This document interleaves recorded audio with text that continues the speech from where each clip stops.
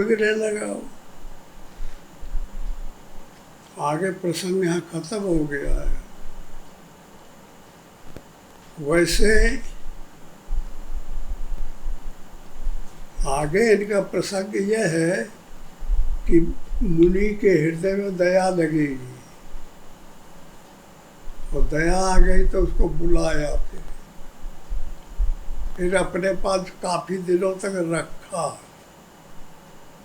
और सब साधु शैली, साधु की शैली, साधन की शैली, ये सब बताया, लेकिन कौआ के रूप में ही रहा।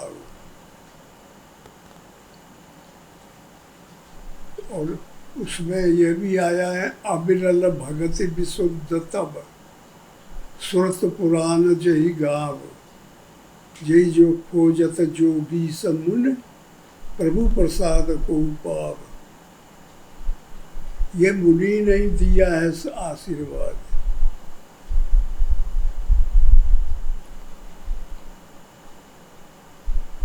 अब ये तमाम जितनी बातें पहले से रोज तुम लोग प्रश्न करते थे, वो कौआई के रूप में है।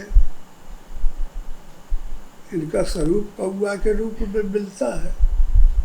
गरुड़ से समझाने के लिए पहले भी जो बातें आई, तो इसका मतलब है कि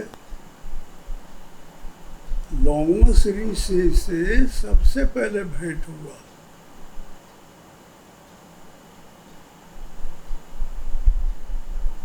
इसका अध्यात्म बनाना पड़ेगा।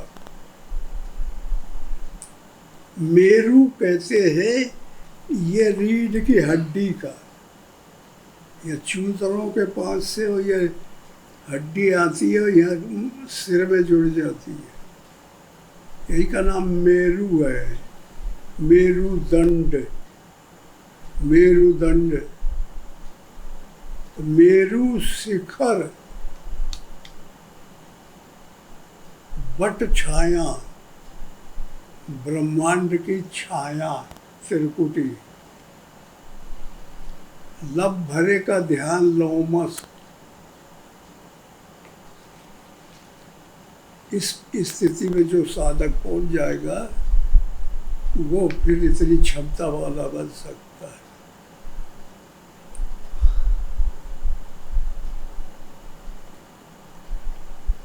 और जो साधन करते करते करते साधक की स्थिति जब त्रिकुटी में पहुंच जाती है, तब उसके पास सत्ता आती है। तो इसका निष्कर्ष जो है, ऐसे नहीं माना जाएगा जैसे कथानक हो रहा है। ये मन जो है, ये माया का है। अंतःकरण के रहने वाले मन बुद्धि चित्त अहंकार है, चार अंतःकरण।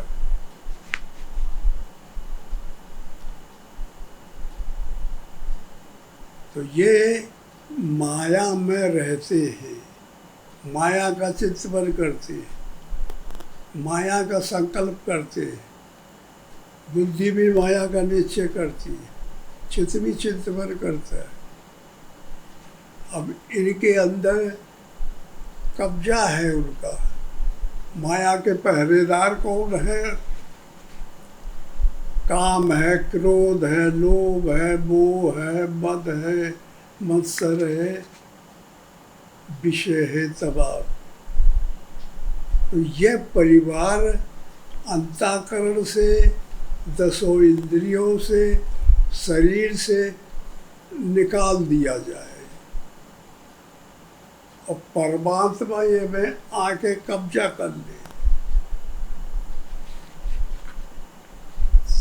तब फिर जाके ठीक हो जाएगा। और जो नहीं कर पाता तो कौआ बन जाएगा।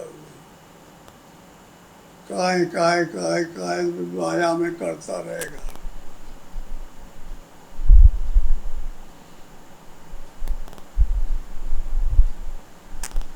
ये समझने की चीज है।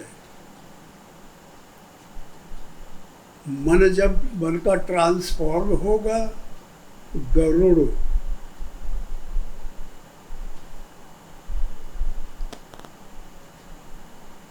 विष्णु परमात्मा की सवारी देता है। अब यह माया को धारण किए, ये सर्प मत है। हर आदमी का मन सर्प जैसा है, ये डसता रहता है, बुरे बुरे कर्मों की तरफ दौड़ा ले जाता है।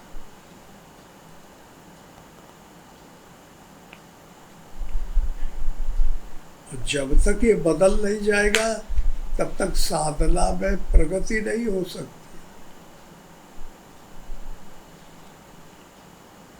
जितने बाबा लोग हैं सुबह ध्यान करते हैं, तो पहले तो मेरुदंड को सीधा करना चाहिए। ऐसे न बैठे जैसे डोकरा बन गए, ऐसे बैठे। मेरु शिखर वट छाया, फिर अपनी त्रिकुटी में ध्यान जमा में, और फिर उसमें एक लब इतनी देर खड़ा करते बल। ध्येय, ध्याता और ध्यान है, त्रिपुटी तीनों को एक तालता करे। जब ऐसी साधना मन से होने लगेगी तो लब भरे का ध्यान काम कर जाएगा।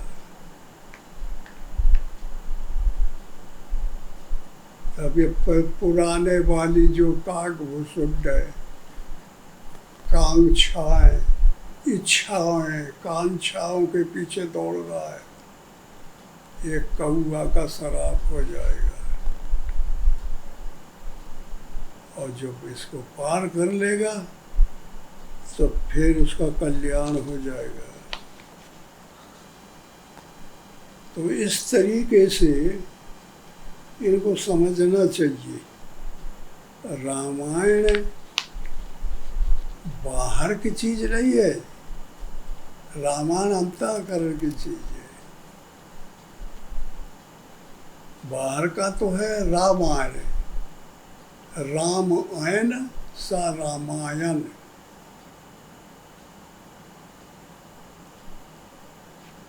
और अंदर का है वही रामायण, मानस, रामचरित्र मानस, दो अर्थ होते हैं इसके।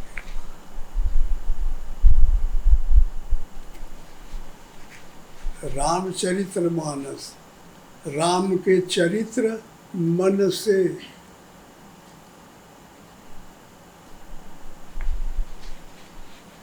साधक के अंतःकरण में युद्ध होता है, युद्ध।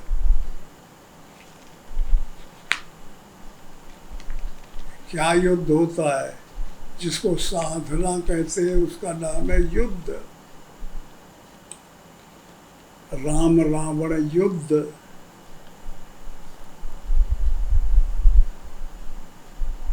कंस कृष्ण युद्ध, महाभारत युद्ध, ये जितने भी हमारे उपनिषदों में, रामायण में और ग्रंथों में, पुराणों में, सब जगह युद्ध युद्ध युद्ध। युद्ध नाम होता है साधन का। एक तरफ दुर्गुण, एक तरफ सद्गुण, इनमें दोनों में युद्ध होता है।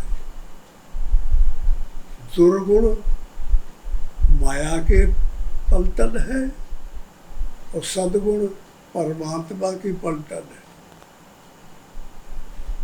दुर्गुण में मोह रूपी रावण, क्रोध कुंभकर्ण, काम मेघनाद, लोभ नारायणतक, कपट काल्य, अभिमान अहिरावण, ये सब और आसक्ति लंका, इसमें ये सब रहते हैं।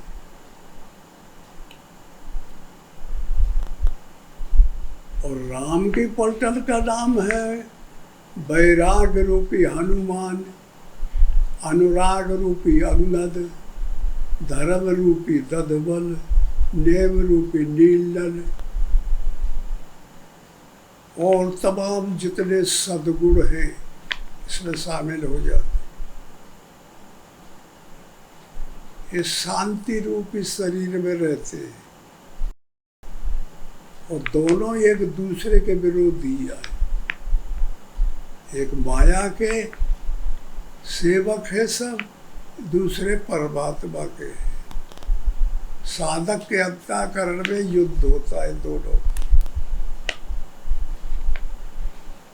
जो साधना करता है और वो इन सद्गुणों का बाहुल्य बढ़ाता है तो ये भगवान की तरफ जाता है। और जो काम और क्रोध लोभ मोह ये की तरफ बढ़ता है तो माया की तरफ जाता है। समझ लो, दोनों तरफ रास्ते हैं। बड़े भाग्य मानुष तन पावा, सुर दुर्लभ सदग्रंथ गावा। मनुष्य बड़े भाग्य से पैदा होता है। परमात्मा कहते हैं कि वो मेरा अंश है। परमात्मा अंशी है, मानव से श्रेष्ठ कोई नहीं है। मानव के पास कर्म है, कर्म करता है। मानव के हाथ में शुभ कर्म है, चाहे तो वो परमात्मा को प्राप्त कर सकता है। और रद्दी कर्म भी है, चाहे बुरे कर्म करके वो नरक में जा सकता है। इसलिए ये सबसे उत्तम जगह है। कर्म इसके पास होने से सबसे श्रेष्ठ माना गया है। कर्म प्रधान विश्व रचि राखा, जो जस करे सो तस फल चाखा। अब आप बुरा करेंगे तो बुरे कर्म, बुरा परिणाम पाएंगे, दुर्गुणों में फंस जाओगे, माया के पराधीन हो जाओगे। और जो वैराग्य पैदा करोगे, ज्ञान पैदा करोगे, आत्मा की तरफ जाओगे, सद्गुणों को ग्रहण करोगे तो फिर साधु कहलाओगे, परमात्मा के दास कहलाओगे। तो इस प्रकार ये चार्ट है अध्यात्म जगत की। कोई भी साधन करना है तो बगैर चार्ट के सब्जेक्ट ठीक नहीं रहता। तो लगातार कंटिन्यू करना पड़ता है। ऐसा नहीं कि आजकल आधुनिकता आ गई है तो वेशभूषा यूनिफॉर्म बना लेते, चल देते।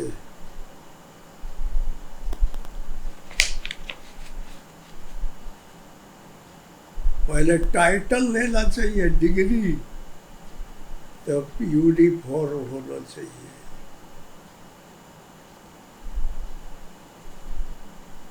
पहले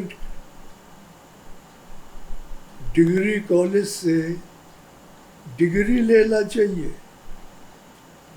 BA MA, तब फिर पीछे बताए कि हमने ऐसा किया। और डिग्री नहीं मिली, पहले ही हल्ला मचा दिया कि मुझे ऐसा हुआ, तो वो ठीक नहीं है। इसलिए साधन करने की जरूरत है। तो यही विधि अमित जुगत में गढ़े हूँ, मुन उपदेश न सादर सुने हूँ। कागभूषण कहते हैं, पुण्य पुण्य सगुन पक्ष में रोपा, तब मुनि बोले वचन सकोपा।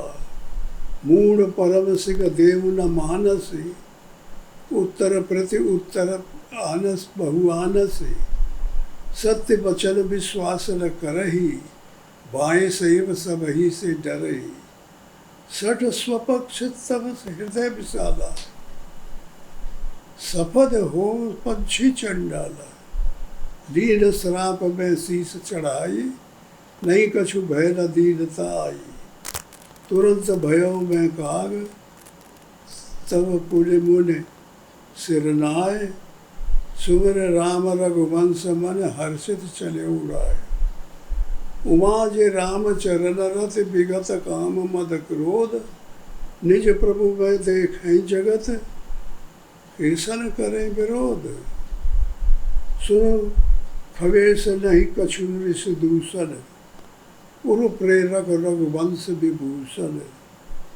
कृपा सिंधु मुनि अति मति भेरी, दीनी प्रेम परीक्षा मेरी, मन बच करम मोह निज जाना, मुनि मति पुन फेरी भगवाना। जो समय आया कि लोमस ऋषि मुनि ने श्राप दे दिया था, ब्राह्मण को तो कौवा हो गया, फिर आशीर्वाद दिया था कि तुमको जो है ब्रह्म ज्ञान हो जाएगा। तो ये सब आशीर्वाद और श्राप किसे कहते हैं और कैसे काम करते हैं आशीर्वाद और श्राप? आगे चल के बर्जर हो जाते हैं दोनों। जी। जैसे गौर से सुनो,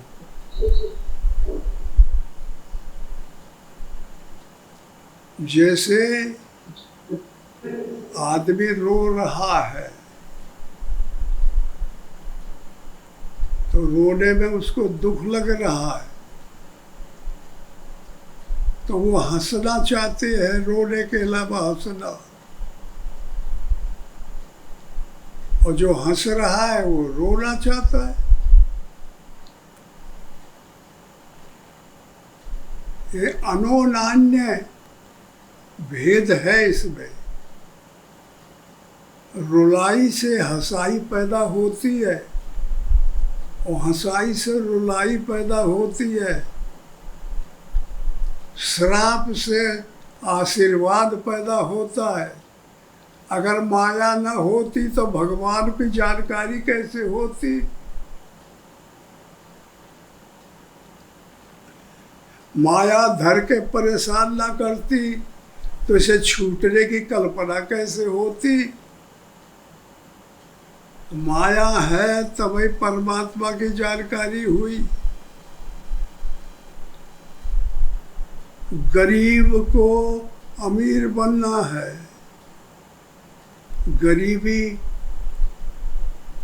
गरीबी जब आ जाती है तो अमीरी लाने की चिल्लाती है, और अमीरी से गरीब होता है। अमीर हुआ और लोगों को मारने लगा, अहंकार आ गया, बेईमानी आ गई, ये अमीर के पास जाती है। और गरीब को किसी को मारेगा नहीं, सताएगा नहीं, वो भगवान को याद आएगा, रोएगा कि भगवान हम गरीब हैं, अमीरी हमें नहीं मिली है। तो उस गरीबी अमीरी को दिलाती है और अमीरी गरीबी को दिलाती है। श्राप जो है किसका हुआ? परमात्मा का हुआ। स्पर्श परमात्मा का चाहे कैसे भी हो, फायदा ही फायदा है। अभी नरक होगा या धीरे धीरे मिलके सबसे बड़ा महात्मा होगा आगे चल के। ये अनुन्यान्य दिल दोष है। ये कारण कार्य में अनुगत है और कार्य कारण में अनुगत नहीं है। ये अनुन्यान्य है। इसलिए कार्य माया है कारण परमात्मा है। माया न होती तो परमात्मा की कल्पना ही न होती। अगर बुराई न हो, काम न हो, क्रोध न हो, लोभ न हो, मोह न हो, तो ज्ञान कहाँ से आता, वैराग्य कहाँ से आता, अनुराग कहाँ से आता। ये पैदा हुए कब, जब हमको परेशानी होने लगी तो लाभ की कल्पना करने लगे, तो लाभ मिलने लगा, ज्ञान मिलने लगा, वैराग्य मिलने लगा। तो इसलिए जो परम वेदांत कहता है, सार वस्तु है वेदांत, एक रस व्यापक शुद्ध बुद्ध जन्मा चिंतन, अरूप अलग अविनाशी। परमात्मा अखंड है, न वहाँ दिन है, न रात है, न तारे है, न बीच है, न उल्टा है, न पुल्टा है, न सीधा है, न नीचा है, न ऊंचा है। एक रस व्यापक है, शुद्ध बुद्ध जन्मा चिंतन, अरूप अलग अविनाशी है। ऐसा जो वेदांत कहता है वो ठीक है। और जब तक यह साधना है, जब तक यह बीमारी है, जब तक यह मन है, जब तक बुद्धि है, मन है संकल्प विकल्प, बुद्धि है निश्चय करने का, चित्त है चिंतन करने का, और जब ये खत्म होंगे तो परमात्मा आ जाएगा इनकी जगह पे, ज्ञान आ जाएगा, विवेक आ जाएगा, शांति आ जाएगी, सद्गुण आ जाएंगे। तो परमात्मा जब सद्गुणों को ग्रहण करेगा तो ग्रहण करके नहीं हो फिर अटैक कर देगा लंका के ऊपर, आसक्ति के ऊपर। तो रावण है अज्ञान है और राक्षसों का राजा है, ये भी एक तरफ बैठे हुए हैं, और सद्गुणों को लेके राम अपनी कमांड को इनके ऊपर अटैक करेगा। तो जब ये मर जाएंगे तब फिर खुशी हो जाएगी, जीव जो रहा वो विभीषण राजा बन जाएगा लंका का, इस शरीर का, इसमें जो आसक्ति है वो लंका है, उसमें ये राक्षस रहते हैं।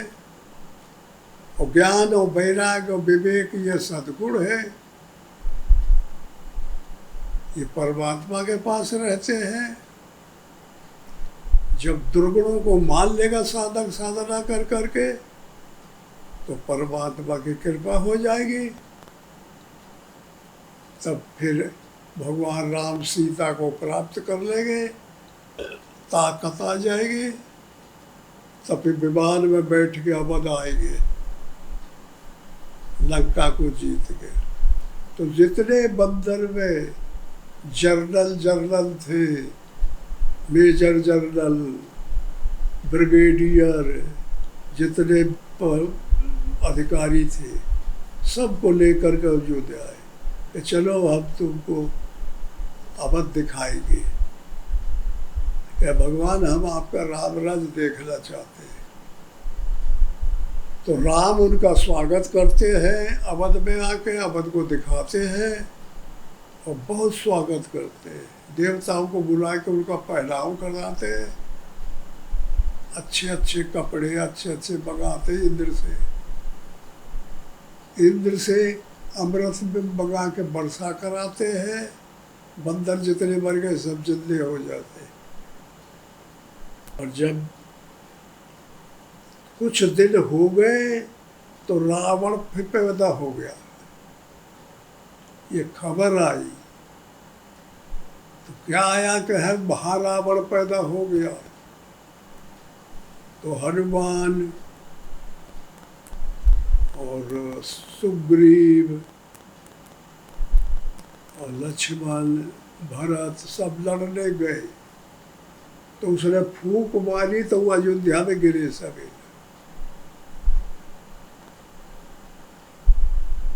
तो आकाशवाणी ने राम को बता दिया कि इनको जल्दी त्याग करो।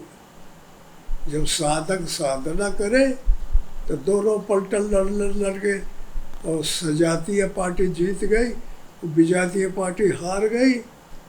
और जब एक दूसरे दोनों का तालमेल बराबर है और सद्गुणों का प्रेम करोगे, अपने पास रखोगे,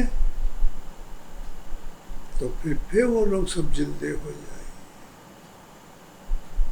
इसलिए वो और वो में कोनो अंतर नहीं है। जब महापुरुष बन जाता है साधक, तो फिर सिया राम में सक जग हो जाता है। और जब तक साधक है तब तक है गो गो चर जहाँ लग बन जाई, सो सब माया जाने भाई। और जो फिर साधन पार कर लिया, परमात्मा को समझ गया, तो फिर बदल गया। सिया राम में सब जग जानी, करो प्रणाम जोर जुग पानी। परमात्मा ही परमात्मा सब में हो गया। नीचों में परमात्मा, दुख में भी परमात्मा, सुख में भी परमात्मा, अच्छे में भी परमात्मा, बुरे में भी परमात्मा। पहले नहीं कह सकते। ये कोटियाँ हैं, क्लास हैं। इन कोटियों को समझना पड़ेगा। कलाएं हैं। 12 कला से राम पैदा हुए, 16 कला से कृष्ण पैदा हुए। मानव 4 कला से, 5 कला से, 6 कला से होते, 7 कला, 8 कला तक। इसके आगे मानव के पास कोई कला नहीं। तो इनको सब कुछ समझना पड़ता है, तब फिर यह विवेक तैयार होता है कि कहीं भेद है ही नहीं। और साधना किया वहीं रुक जाएगा कि परमात्मा कैसे है। जब एक पलटन से प्रेम करता है, एक पलटन को मार रहा है, तो उनको परमात्मा नहीं कह सकते। परमात्मा तो उसे कहते हैं जो सबके अंदर बराबर हो,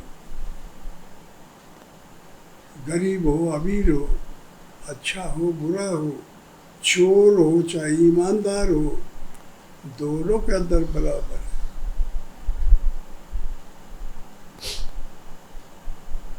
तुम्हारे पास रेडियो है और रेडियो का साउंड खत्म हो गए तो आवाज बंद बजेगा।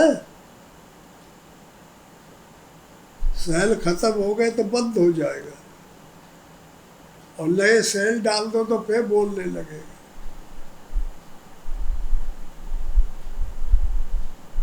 पुराना नहीं होता कभी।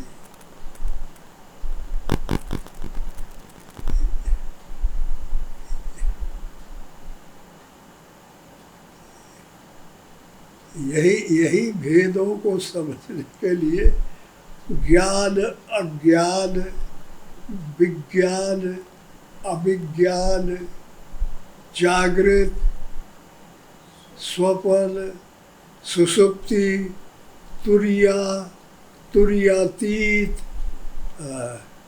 सुवेक्षा, सुविचारणा, तनुमानुसार, सत्वपक्ष, असल शक्ति, पदार्थ भावनी, तुरियेगा।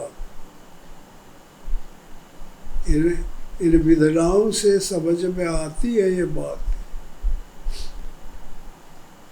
इस कोटि में जाके हाई स्कूल कहाँ बोला जाएगा कि 9 से आगे बढ़ के जब पढ़ाई चालू होगी तो उसको कहते हैं हाई स्कूल।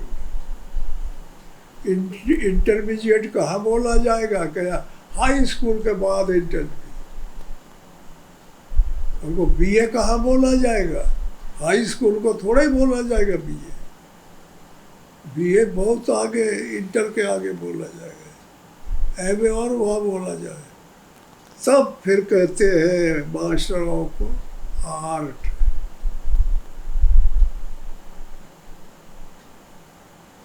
मास्टर बन जाता है, वो कोटि की अलग है, परमात्मा का अर्थ है। और जो वहाँ है ग्रेजुएशन है वहाँ का अलग है, इंटरमीडिएट का है, अंदर के है, हाई का है बाहर से स्थूल दृष्टि के साधन में उच्च कोटि का, तो बढ़ते घटते जाते हैं। तो इसी के लिए कहते हैं महापुरुषों का सत्संग करो, समझो एक तरफ से सत्संगत संस्कृत का अंत, सत्संग करना चाहिए।